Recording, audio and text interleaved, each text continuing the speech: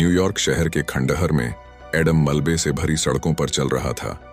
दुनिया के अंधकार में डूबने के 5 साल बीत चुके थे, जिसने मानवता को बिजली और संचार से वंचित कर दिया था।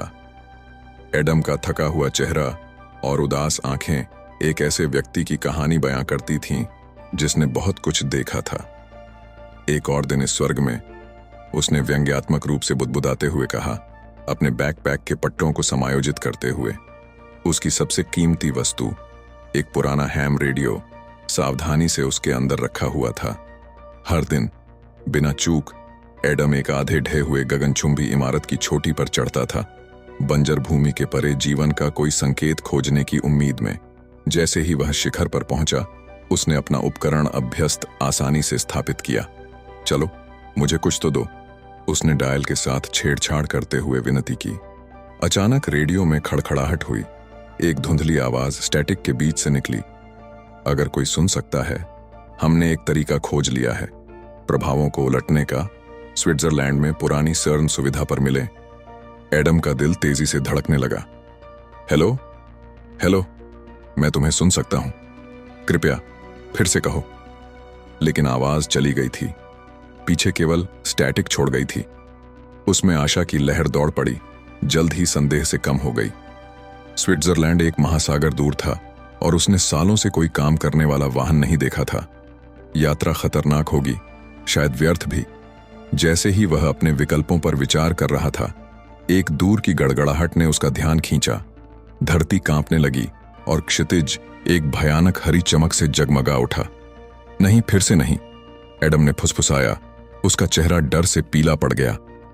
जो कुछ भी प्रलय का कारण बना था, वह फिर से हो रहा था। हरी रोशनी धड़क रही थी, हर सेकंड बढ़ती जा रही थी।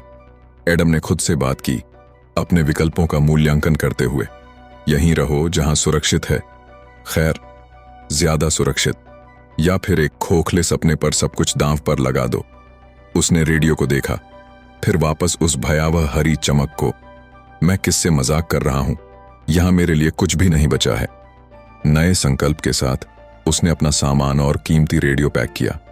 जैसे ही वह अज्ञात में कदम रखा, हरी चमक और तेज हो गई। रुको दुनिया, मैं आ रहा हूं, एडम ने घोषणा की। उसकी आवाज में डर और दृढ़ संकल्प का मिश्रण था। वह इमारत से नीचे उतरा।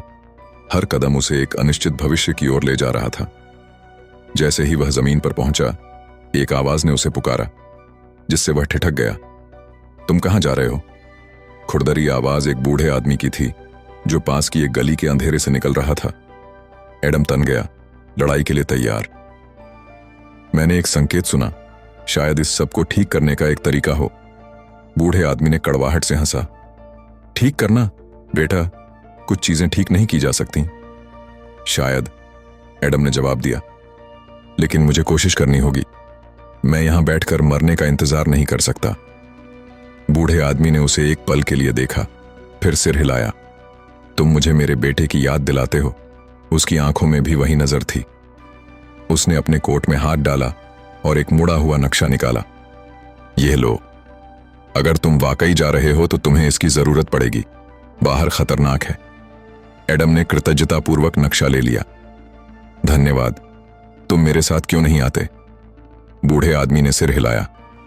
मेरी यात्रा खत्म हो चुकी है, लेकिन तुम्हारी तो अभी शुरू हुई है। एक अंतिम धन्यवाद के इशारे के साथ एडम चल पड़ा। क्षितिज पर हरी चमक खतरनाक ढंग से धड़क रही थी, टिक रही घड़ी की याद दिलाती हुई। चलते हुए एडम खुद से बात करता रहा, एक आदत जो अकेलेपन के वर्षों से जन्मी थी। एक कदम एक बार में, बस आगे बढ़ते रहो। शहर के खंडहर जंगली उपनगरों में बदल गए। प्रकृति एक बार फिर से अपना अधिकार जमा रही थी। एडम की आवाज हवा में गूंज रही थी, दृढ़ संकल्प और भय का मिश्रण। मुझे नहीं पता कि मैं वहां पहुंच पाऊंगा या नहीं। मुझे नहीं पता कि वहां वाकई कोई है या नहीं, लेकिन मुझे कोशिश करनी होगी।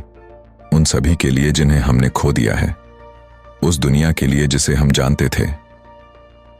वह एक पहाड़ी की चोटी पर रुका, मरते हुए शहर को आखिरी बार देखते हुए। हरी चमक फैल रही थी, क्षितिज को निगल रही थी। मैं आ रहा हूं, उसने रेडियो पर अनदेखी आवाजों से फुसफुसाया। रुको, मैं आ रहा हूं। इसके साथ एडम ने उस सब की ओर पीठ कर ली जो उसने जाना था और अज्ञात में कदम रखा। विलुप्ति के खिलाफ दौड़ शुरू हो गई थी। मानवता का भाग्य एक दृढ़ संकल्पित आदमी के कंधों पर टिका हुआ था।